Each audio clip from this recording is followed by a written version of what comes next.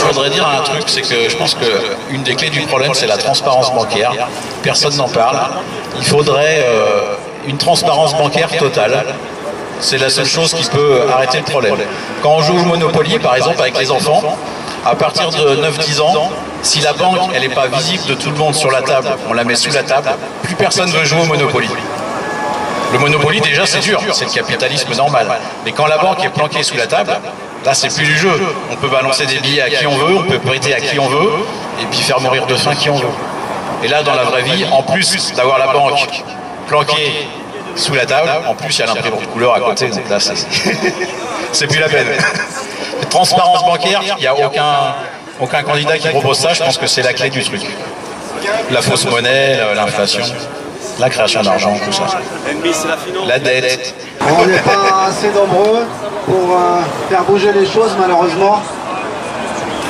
On a essayé de faire passer un maximum de messages dans les réseaux sociaux, Twitter, Facebook, email. Mais on a remarqué un problème à Paris, c'est que les Parisiens ont du mal à bouger. Ils vivent à 200 à l'heure, à 300 à l'heure. Ils passent leur journée à faire la queue, à aller travailler. Enfin d'ailleurs c'est partout pareil, dans le monde entier. Leur objectif c'est qu'on ne puisse pas redresser la tête, qu'on ne puisse pas avoir le temps de réfléchir. On doit travailler 5 jours à hauteur de 7 heures, 8 heures par jour, rentrer chez nous, le temps de prendre notre douche, faire à manger. Et pour ceux qui ont des enfants, s'occuper de leurs petits. Et puis regarder Arthur et puis The Voice. Et le lendemain, on va travailler. Donc tout va bien. Et d'ailleurs, M. Hollande l'a dit, tout va bien. Cependant, eux, ils ont tous les privilèges. Les lois, ils les font passer pendant les vacances ou la nuit avec 3 à 5 personnes. Ils vont appuyer sur les touches à côté, à droite et à gauche pour faire valider leur choix. Et personne ne dit rien. Alors quand il y a un mouvement comme le nôtre, qui veut faire table rase, qui veut raser tout ce système, et ben voilà combien nous sommes malheureusement. On est tous divisés. Il y a l'ego des autres mouvements dissidents qui ne veulent pas se rallier à nous parce que si, parce que ça, parce qu'il y a quelques figures qui ne leur conviennent pas, parce que eux, on ne fait pas part d'eux, alors que nous sommes ouverts à tous. On les a contactés, on leur a envoyé des mails, on les a harcelés, mais apparemment, c'est pas suffisant. Comme tout à l'heure je l'ai dit, tant que nous avons à manger dans le frigo, et tant que nos cartes bleues passent et qu'il y a un peu de gasoil dans nos stations-service, le Français moyen n'est pas prêt de se réveiller. On pense à nos vacances qu'il faut poser 3 mois, 4 mois à l'avance. On est rodé, on est formaté, et la vie, elle continue. Voilà. Pourquoi on ne peut pas travailler 3 à 4 jours par semaine, avoir plus de temps à nous, le temps de réfléchir, le temps de penser à notre avenir, d'essayer de poser un petit peu à plat tout ce qui est bon et pas bon pour nous, pour nos enfants, pour notre avenir, et puis arrêter de déclarer la guerre ailleurs, alors qu'on a des problèmes ici. On va apporter le terrorisme qu'on alimente nous-mêmes. On va financer ces gens-là, on va ouvrir nos frontières, et puis après, on va pas s'étonner si demain à la Coupe d'Europe, il y a des attentats, bien sûr, ça va être qui? On sait toujours trouver les boucs émissaires pour pouvoir encore un peu plus faire de sorte que les gens aient la haine et la rage de l'autre, de l'étranger, du musulman, du juif ou du chrétien, parce que de plus en plus on est devenu athée, on veut croire à rien. Bon, chacun a droit à sa croyance, mais on fait de sorte qu'on puisse ne plus respecter le prochain. On a la peur, on a la haine, on a la hantise, et puis voilà, on est Bonjour tout le monde. Moi je veux juste réagir à ce que tu disais au début. Bon, je vais pas parler politique, je suis en plein éveil de tout ça, donc je me permettrai pas de parler là-dessus, mais quand tu dis les Parisiens sont pas motivés, c'est pas vrai. C'est pas vrai du tout, il se passe des choses à Paris comme ailleurs, et notamment Nuit debout est un exemple très simple et très concret de tout ça. J'entends des poufs qui se passent à droite à gauche, mais ne serait-ce que cette démarche-là de parler ensemble, de prendre le micro, d'échanger des idées, d'échanger plein de choses, de faire en sorte que ça atteigne des personnes comme moi qui à la base ne se sont pas intéressées à la politique pendant toute leur jeunesse et aujourd'hui se réveillent un petit peu. Ah, c'est vrai qu'en fait on peut avoir une conscience politique et que c'est pas forcément cloisonné dans les systèmes de pensée qu'on essaie de nous mettre dans la tête. Enfin voilà, tout ça pour dire qu'il se passe quand même des choses à Paris. Donc je voudrais dire, quand même si on n'est pas nombreux aujourd'hui et que c'est bien triste, non, les Parisiens ne font pas rien, c'est pas vrai. Il se passe pas mal de trucs. Voilà.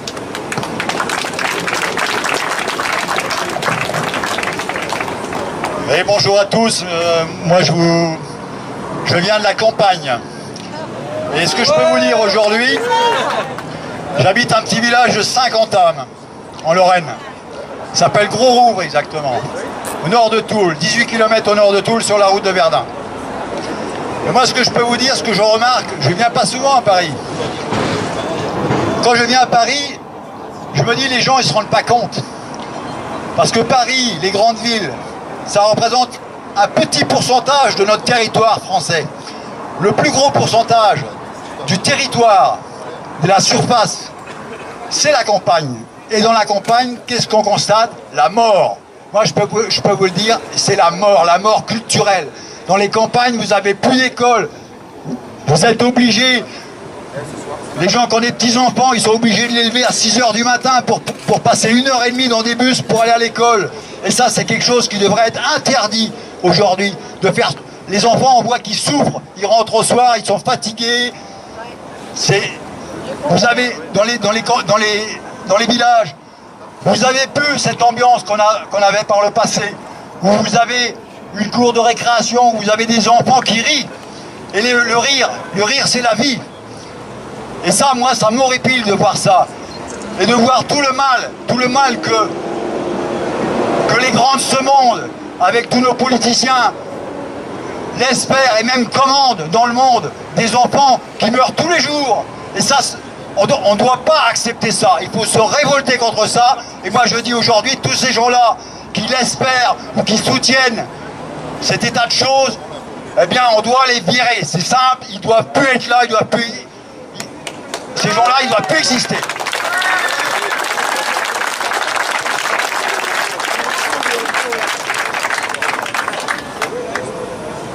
Bonjour à tous. Merci à tous ceux ici qui sont venus de province et de loin, qui ont fait des efforts. Et je crois que vous êtes nombreux. Là, moi je ne suis pas un politicien, je ne suis pas quelqu'un qui sait haranguer les foules. Et le but, c'est pas qu'on soit tous en liesse. Le but, c'est de s'adresser à la raison.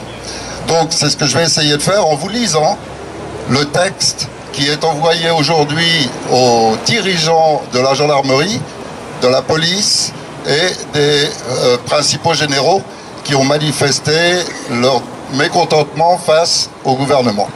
Donc je vais vous le lire, c'est forcément moins agréable que d'adresser la parole en direct, mais c'est ce qui me permet de rester dans les mots justes, parce qu'il y a des gens qui vont enregistrer, et donc de respecter un texte qui a toute une importance puisqu'il est présenté à ses autorités.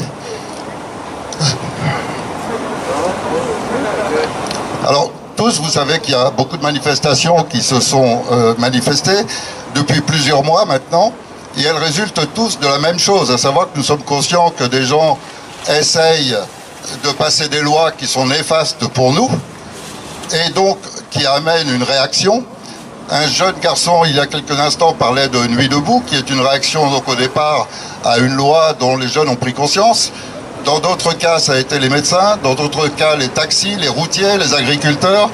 Et l'un après l'autre, les uns après les autres défendent toujours leurs problèmes. Si on arrive à tous s'unir sur un concept général, alors ici, on ne va pas être une centaine comme on est aujourd'hui, on va être des millions. Et cette petite centaine qu'on est aujourd'hui, c'est pas peu, c'est les premiers. Nous sommes les premiers de ces gens qui ont vraiment pris conscience à la fois de la gravité des problèmes et à la fois de l'urgence d'y remédier. Parmi tous les événements qui sont survenus, 2 sont particulièrement notoires. D'abord, il s'agit de forces policières que vous avez tous vues, je suppose, en vidéo, où on voit les CRS charger des avocats en tenue d'exercice. Ça veut dire, en clair, qu'ils en ont reçu l'ordre.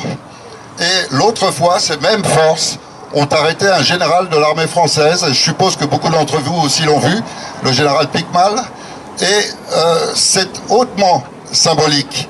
Ces 2 événements sont vraiment très particuliers, parce qu'ils sont en train de vous dire, à vous tous et à toute la population, qu'elle ne peut plus compter ni sur la justice, ni sur l'armée pour vous défendre ou vous représenter.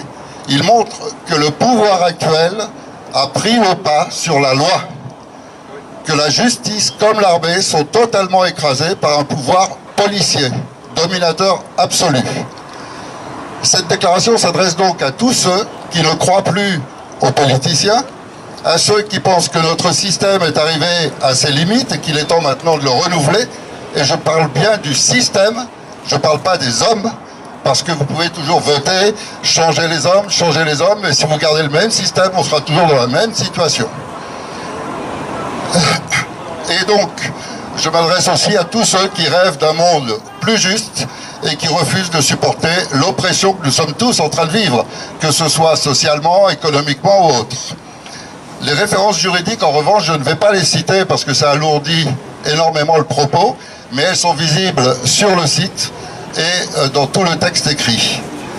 En conclusion de ce message, je vais vous lire aussi le mandat d'arrêt qui sera délivré et son exécution qui marquera le retour à la liberté et à la dignité pour tous les Français.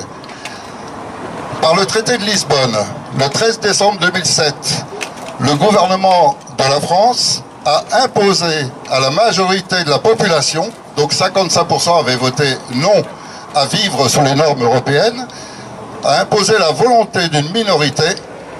Depuis cette date, il est donc flagrant que le peuple subit une autorité qu'il a pourtant clairement rejetée et sur laquelle il n'a donc plus aucun contrôle. Il y a quelques instants, un agriculteur vous parlait de sa situation.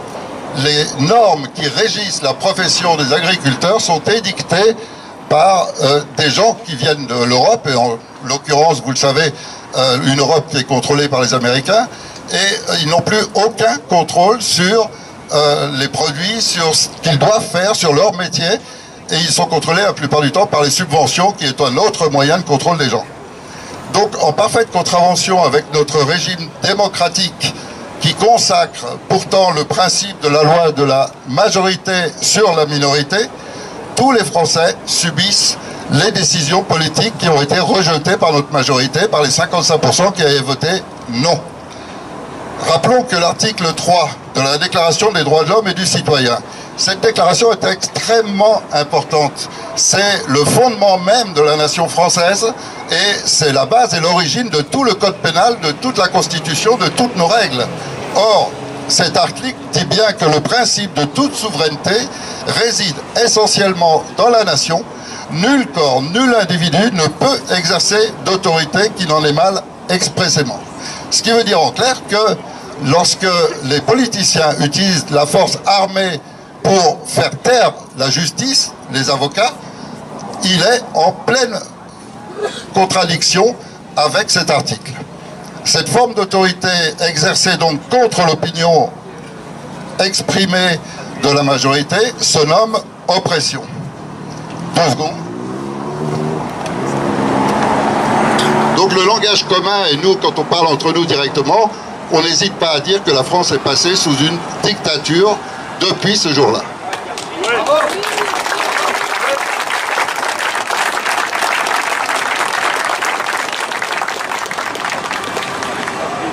Dans des circonstances tout à fait similaires, pour sauver la France, le 27 mai 1943, le général de Gaulle créa un Conseil national de la résistance pour offrir une autorité légitime au peuple français qui avait été trahi par ses dirigeants. Le droit du peuple à la résistance à l'oppression, par ailleurs, s'inscrit à l'article 2 de la Déclaration des droits de l'homme et du citoyen. Le but de toute association politique est la conservation des droits naturels et imprescriptibles de l'homme. Ces droits, je vous les cite, mais ils sont dans le texte, sont la liberté, la propriété, la sûreté et la résistance à l'oppression. Aujourd'hui, nous sommes pleinement dans notre droit. C'est donc motivé par cette trahison du gouvernement et pour sauvegarder le fondement essentiel de la nation française qu'en vertu des articles 2 et 3 de la Déclaration des droits de l'homme et du citoyen, des citoyens ont créé un Conseil national de transition. Ce conseil est un organe de droit international qui a fait l'objet d'une proclamation nationale le 18 juin dernier, en 2015, et d'une déclaration internationale à l'ONU et auprès des pays non alignée le 30 septembre 2015. Ce Conseil national de transition est donc une structure juridique dont la validité diplomatique et le fondement légitime ont été internationalement admis. Il offre donc au peuple français la possibilité d'une représentation qui est conforme à la Constitution, ainsi qu'à la Charte des Nations Unies qui précise au chapitre 1 le droit des peuples à disposer d'eux-mêmes. En plus, ce Conseil national de transition est agréé par la Cour internationale de justice de Vienne. Et en constatant les nombreuses violations des droits fondamentaux de l'humain qui sont défendus par tous les textes juridiques nationaux et internationaux, on va maintenant préciser en quoi ces violations sont particulièrement graves. Première violation, le droit de manifester. Ce droit, sachez-le, est un droit constitutionnel. Il n'y a aucune loi autorisant ou interdisant ce droit. En revanche, il existe des lois protégeant ce droit. Donc vous avez le droit de manifester et clairement, quelqu'un qui veut vous en empêcher est passible de plusieurs années de prison et d'amendes qui peuvent aller jusqu'à 70 000 €. Personne ne peut vous empêcher de manifester, c'est un droit constitutionnel, le droit le plus haut qui existe.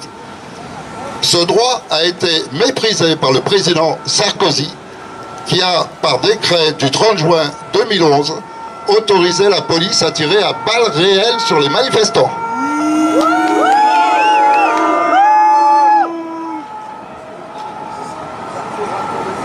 Le droit d'asile. Deuxième point, le droit d'asile. Ce droit a été longtemps une distinction de la France. Et plusieurs membres du gouvernement ont récemment rappelé les obligations constitutionnelles et légales de la France. En l'occurrence, il s'agit de la Convention de Genève. Ce droit qui est accordé chaque jour, en ce moment, à de nombreux migrants de tout pays, a été refusé à Edward Snowden par le gouvernement de M. Hollande. Mettons donc la France en infraction avec la loi et avec ses principes essentiels. Alors, j'ajoute plus particulièrement à ce sujet que 70 millions des données informatiques qui nous concernent personnellement ont été transmises par la France au service secret américain. Le fait de donner asile à Edward Snowden aurait donc permis au service de contre-espionnage de la France de disposer de toutes les données qui auraient permis de protéger nos droits face à l'espionnage d'ennemis étrangers. Troisième point, le droit à une vie privée sans immixtion arbitraire. C'est un droit absolument vital et essentiel. Il figure dans la Déclaration des droits de l'homme comme ce qu'on appelle les droits naturels, sacrés et fondamentaux de tous les individus. C'est ce qui protège notre vie privée et notre correspondance et la confidentialité de celle-ci. Ce droit naturel, sacré et fondamental de chacun d'entre vous a été aboli par la loi renseignement du 24 juillet 2015 qui autorise désormais la surveillance arbitraire et la violation de la correspondance privée. C'est donc une nouvelle violation grave de notre Constitution, c'est-à-dire de ce qui fonde notre nation.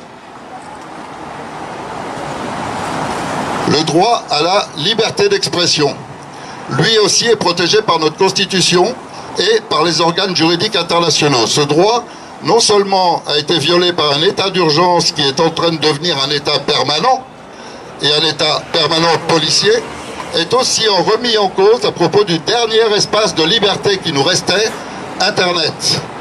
Et là encore, la France se distingue en étant le numéro 1 mondial de la censure.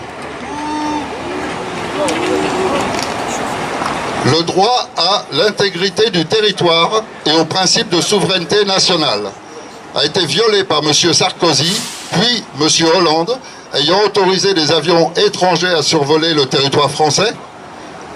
Je ne précise pas ici, puisqu'on parle, on s'adresse aux forces de gendarmerie et de police, je ne parle pas ici des chemtrails, donc des raisons pour lesquelles ces avions survolent notre territoire. Par ailleurs, ils ont également remis notre armée française aux mains de l'OTAN. Ils sont soumis aux banques internationales en provoquant artificiellement le surendettement de la France.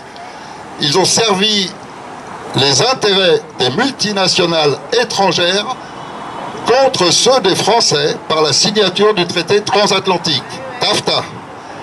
Et ils ont, plus grave que tout, récemment signé un accord, c'est je crois le 20 avril dernier, pendant que tout le monde était occupé avec la loi travail, ils ont signé un accord désormais d'installer 3 bases militaires étrangères sur le sol de France, avec 28 000 soldats américains qui seront maintenant les maîtres et contrôleront le pays comme l'Allemagne est contrôlée depuis 70 ans. Voilà exactement ce qui est en train de se passer et contre quoi on s'élève. Ces quelques exemples s'inscrivent donc dans la liste très longue de toutes ces félonies commises à l'encontre du peuple français, toujours au profit d'intérêts étrangers. Ce qui oblige, en application de l'article 15 de la Déclaration fondatrice de la Nation, à la mise en accusation des principaux politiques afin qu'ils répondent devant des cours de justice de ces actes clairement qualifiables de haute trahison et atteinte à la sûreté de l'État.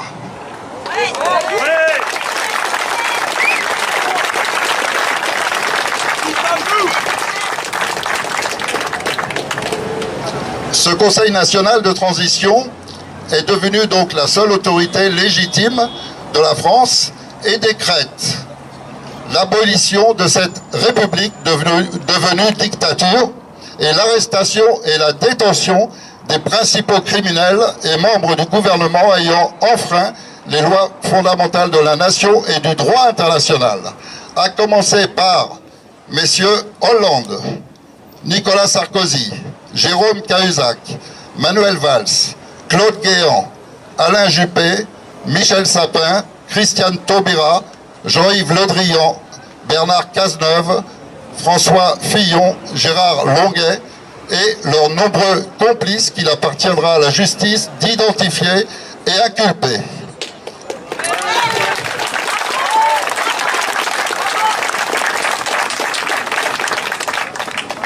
À cet effet, ce Conseil national de transition de France appelle les forces de police, de gendarmerie et de l'armée pour procéder sans délai à l'arrestation et à la détention des personnes précitées.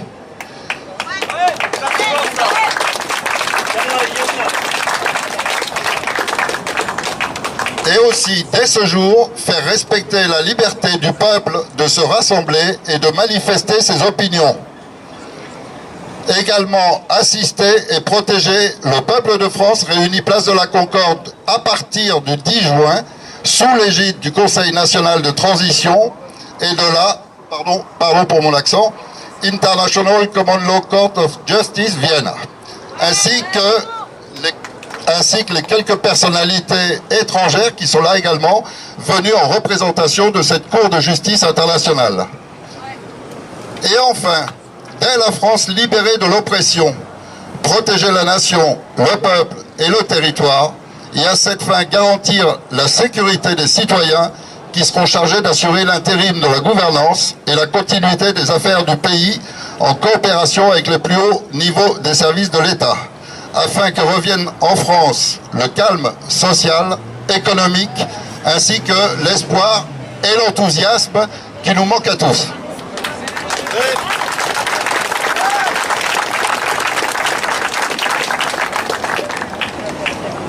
Parce que la force doit rester au service de la loi. Parce que la force doit rester au service de la loi et non l'inverse que nous sommes en train de vivre. Nous, citoyens de France, attendrons, place de la Concorde, l'exécution de cet ordre par les forces armées fidèlement restées au service du peuple. Et elles sont beaucoup plus nombreuses qu'il ne paraît, qui sont restées fidèlement au service du peuple. Les malfaiteurs, lorsque les malfaiteurs seront arrêtés, Le peuple de France retrouvera donc foi en ses forces armées, foi en la justice de ce pays et en ceux qui sont chargés de l'exécuter. Pour marquer notre détermination, nous invitons tous les Français à exiger le respect de leurs droits fondamentaux et sacrés en soutenant les actions menées par ce Conseil national de transition, à commencer par la manifestation de cette volonté auprès des préfectures et mairies dans les provinces et par le soutien à tous ceux, grévistes ou manifestants, qui participeront à ce blocage national en vue d'obtenir que justice se fasse. Durant le blocage total du pays que cela risque d'engendrer, les principaux responsables de mouvements politiques, de syndicats, de mouvements citoyens et de corps professionnels et institutionnels sont invités à rejoindre ce Conseil. Cette alliance générale assurera la transition nécessaire pour permettre au peuple, car c'est ça la véritable finalité, permettre au peuple de choisir lui-même et librement le mode de gouvernance qu'il souhaite. Et rendre donc à la jeunesse de ce pays son droit à un avenir, à un véritable avenir. Cette opportunité unique de bâtir tous ensemble une nouvelle société symbolisera l'union retrouvée entre la France et ces mots qu'on a oubliés ou qui ne veulent plus rien dire: liberté, égalité, fraternité.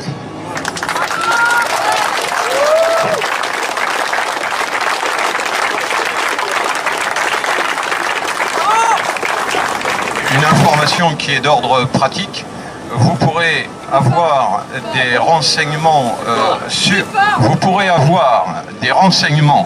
sur le site du Conseil national de transition. Sachez également que cet appel solennel que vous venez d'entendre de la part d'Éric Fiouril... Comme ça? D'accord. Sachez donc que cet appel est traduit en anglais, en allemand, en espagnol, en russe, et que nous avons actuellement un certain nombre de correspondants de nos pays amis et sympathisants qui suivent notre mouvement, qui disposent de structures équivalentes à celles du Conseil national de transition et qui, d'une certaine manière, attendent un exemple de notre part pour emboîter le pas. Voilà, je voulais dire ça simplement pour votre information de façon complémentaire. Ouais, bonjour. Alors nous on est considérés comme des marginaux par là où on habite. On est des paysans bio sur Gers. Voilà. On est une association loi 1901 et tout ce qu'il faut. Et voilà, un musique fétiche c'est Paris la commune, les boulets rouges. Et voilà, Paris ça représente plein de choses pour moi. Donc on s'est motivé, on a mis ce qu'on avait de côté, on est monté à Paname. On croyait que ça allait bouger et du coup, merde. Voilà. Et là, il y a quasiment une dizaine de vergers entre nous, ça ressemble pas à grand chose. Donc, voilà, on est un peu déçus, mais bon, voilà, vous faites plaisir à voir. Mais... voilà, le but c'est d'annihiler l'argent et tous vos systèmes, enfin tous les dirigeants, tout le monde nous encule depuis un moment, je pense, mais... Enfin, voilà, moi je suis révolté, je pense qu'il y a des millions de raisons de l'être. Et... Ouais, contre les usines. Le Conseil national de transition est véritablement un conseil de citoyens. Donc, les gens qui prennent, on va dire, la structure et qui s'incluent dans la structure sont tous les bienvenus. La seule chose, c'est qu'il ne faut absolument que personne n'exclue les autres. Donc, lorsque des gens arrivent en disant « nous, on est de l'extrême droite », bienvenue. Nous, on est de l'extrême gauche, bienvenue. Nous, on est pour la démocratie complètement plate et horizontale, bienvenue aussi. Pour l'instant, on a un problème grave, sauver notre pays, virer ceux qui sont en train de violer la Constitution, de violer les lois. Et une fois ce problème réglé, ce Conseil de citoyens, il est fait pour disparaître. Le Conseil qu'a créé Charles de Gaulle n'a pas duré longtemps. Il a duré le temps que se résolve le problème et que les Français reprennent le pouvoir dans leur pays. Aujourd'hui, les Français n'ont plus le pouvoir dans leur pays parce que le gouvernement en place ne sert que des intérêts étrangers contre nos intérêts. Donc nous tous Français, quelle que soit notre position, notre situation ou nos idées, la première chose c'est faire disparaître ce qui menace notre existence en tant que Français et en tant que nation.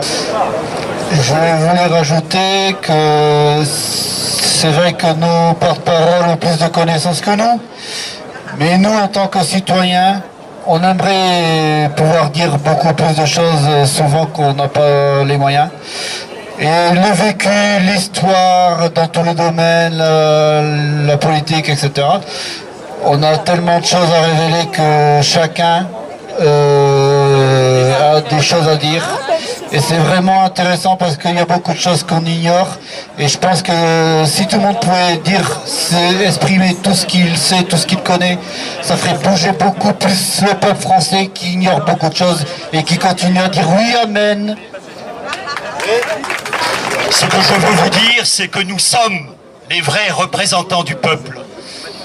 Ceux qui prétendent l'être à notre place ont apporté la preuve qu'ils n'étaient qu'une bande de canailles qui se goinfrent dans les écuelles dorées de la République. Un mouvement est en train de naître ici même, sur cette place de la Concorde, qui malheureusement a vu le sang des Français couler abondamment par le passé. Ça n'est pas notre entreprise. Nous sommes pacifiques. Mais il faudra bien que la classe, que l'oligarchie qui domine le monde comprenne que notre patience est à bout.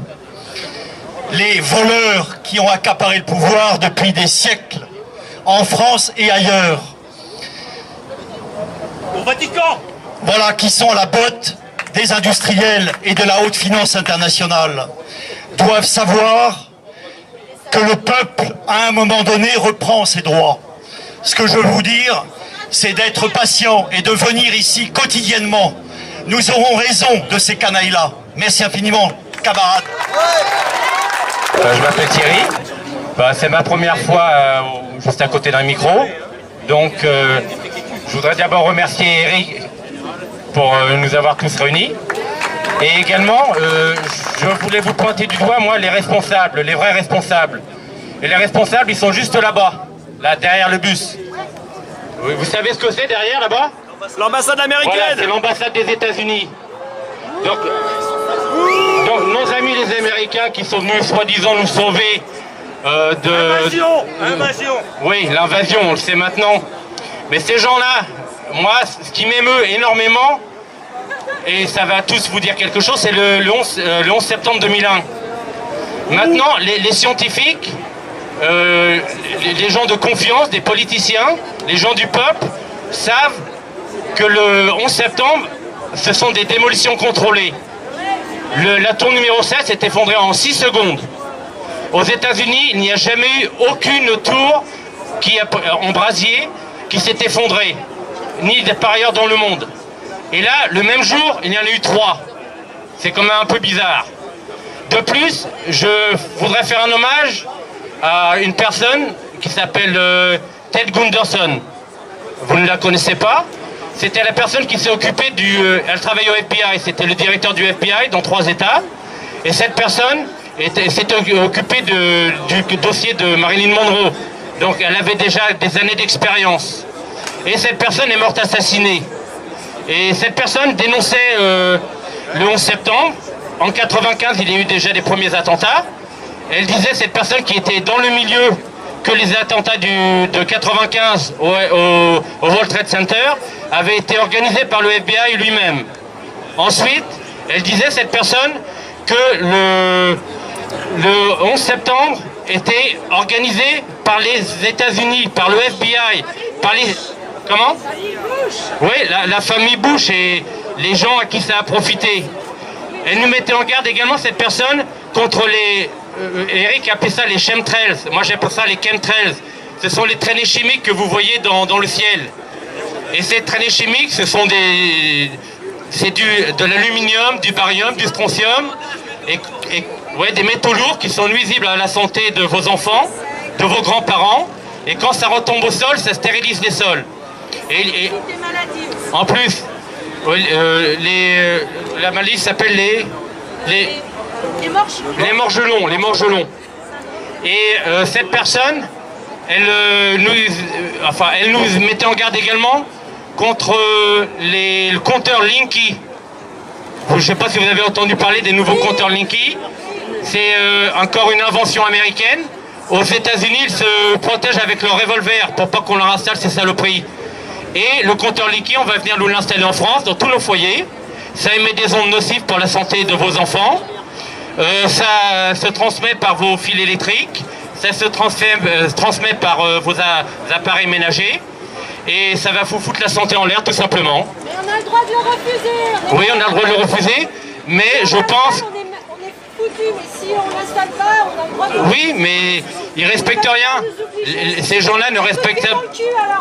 Oui, mais à mon avis, ce qu'il faudrait faire, c'est appuyer une association qui s'appelle Rethink 911, Repense 911, ou Reopen... Next Stop, comme dit la dame, et montrer aux Américains, nos chers amis, qu'on est conscient de ce qu'ils ont fait, que maintenant il y a des preuves pour inculper des gens, les foutre en tôle.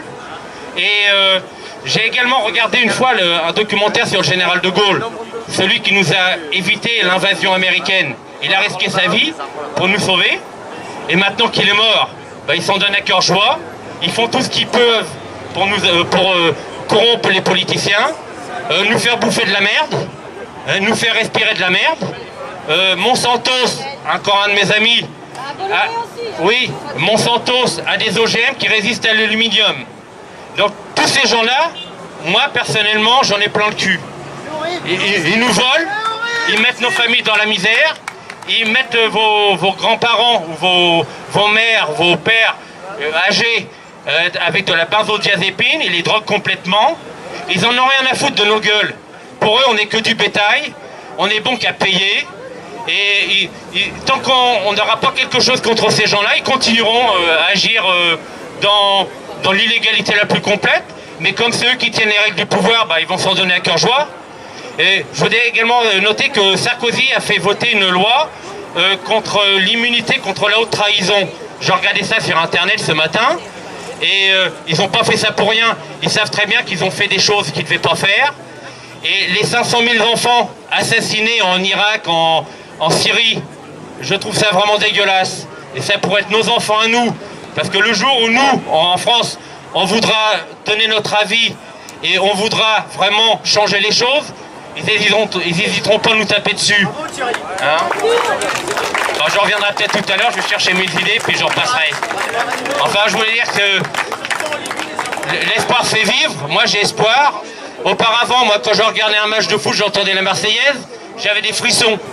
Parce que je le sentais, Maintenant, je suis dégoûté. Maintenant, moi, je suis au RSA, maintenant. Et je m'y suis mis volontairement. Parce que j'en ai marre de contribuer à payer le RSI. Ils sont en train de racketter les artisans. Hier, là, j'ai parlé à un de mes voisins, là, il habite une ferme, et il m'a fait demander combien il gagnait en salaire. Il m'a dit, Thierry, je gagne 400 € par mois. Le mec, il se crève le cul matin et soir pour gagner 400 €. Il se fait racketter, alors qu'il y en a qui vous volent, qui se coiffent, et ils en ont jamais assez. 1 milliard, c'est pas assez. Il en faut 2, il en faut 3, il en faut 4. Et c'est quoi la limite? Alors si nous, en France, on n'est pas capable de leur montrer leurs limites, eh ben on vaudra pas mieux qu'eux. Parce que ces gens-là, ils sont pas mieux que nous. Ce sont des voleurs, des violeurs, des assassins. Et... Terroristes. Comment? Terroristes. Oh, les terroristes, oui. Et on n'a pas fini d'en voir, parce qu'ils nous préparent des belles choses, ne vous inquiétez pas. Et je voudrais parler aussi de quelqu'un que je regarde sur Internet, qui s'appelle Étienne Chouard, entre autres, que j'adore énormément. Et je trouve que tous ces gens-là qu'on voit sur Internet, on se reconnaît en eux, ils disent la vérité, ils ont des compétences, et ils sont pas là. Un autre que j'adore également, c'est Pierre Jovanovic. Donc Pierre Jovanovic, je vous incite à aller sur son site, il vous donne l'actualité.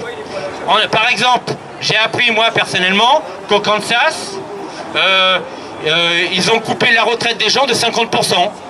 J'ai appris également que les camionneurs américains qui font à peu près 460 000, je crois, on leur a supprimé 60% de leur retraite. Mais ce qui est en Amérique arrive également en France, parce que c'est eux qui viennent ici nous envahir. Et comme le disait Eric tout à l'heure,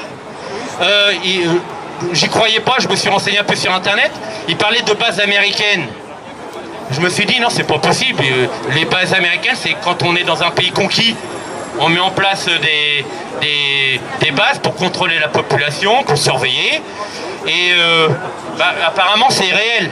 Alors si comment ils continuent à faire ça, je pense qu'on est en grave danger de perdre notre souveraineté, qu'on a quasiment perdue. Donc comme je dis, l'espoir fait vivre. Moi, j'y crois. Je voyais tout à l'heure les CRS, mais les CRS, ils ont des parents qui seront maltraités. Ils ont des gosses qui vont bouffer de la merde, qui porteront des lunettes à 4 ans, comme maintenant tous les gosses sont sur Internet, elles se foutent la santé en l'air. Ils prennent plus les vrais plaisirs de la vie en considération. Les parents sont un peu laxistes parce que l'élever les gosses c'est pas facile, on leur file une tablette puis ils se démerdent.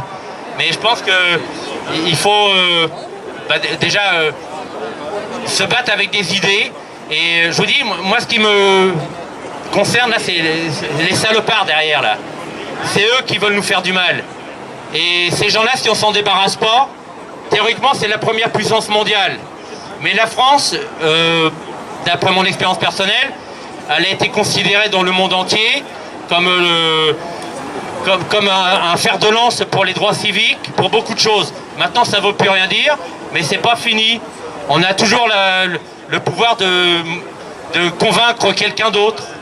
Et je vous rappelle l'association Rethink, R-E-T-H-I-N-K 911.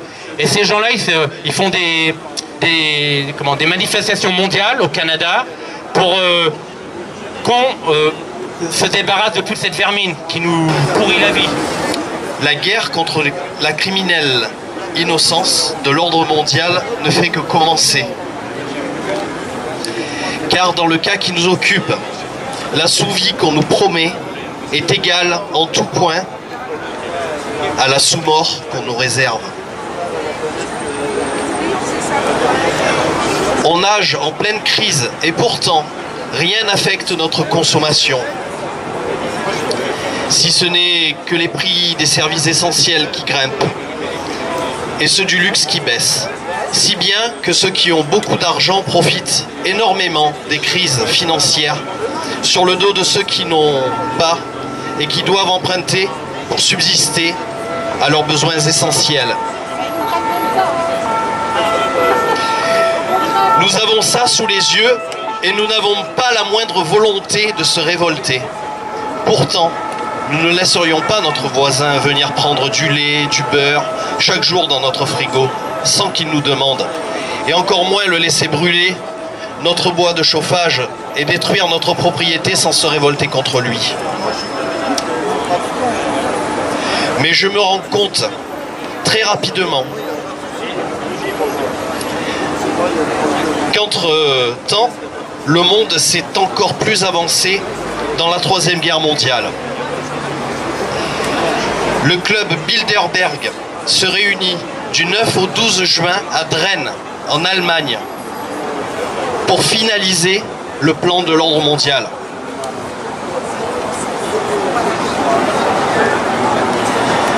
Qui a été commandité depuis plus de 100 ans par ses élites. On citera pas les noms, vous les connaissez peut-être. Rothschild, Rockefeller, Morgan, etc. La France est du mauvais côté de la barrière. On est dans l'OTAN, les déclencheurs de la Troisième Guerre mondiale. Tout est positionné.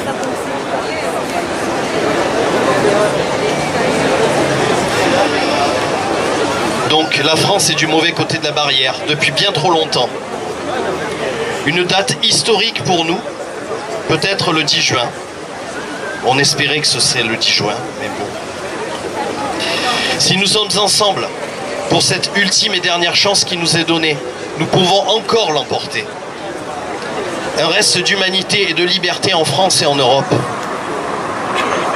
Votre destin et ceux de votre descendance est entre vos mains. À tous. Vous ne pourrez jamais dire que vous n'étiez pas au courant. Vous pourrez seulement dire à vos enfants, les yeux dans les yeux, on était au courant, mais on n'a rien fait. Et vous devrez vivre toute votre vie avec ça sur la conscience. Je vous remercie de votre attention.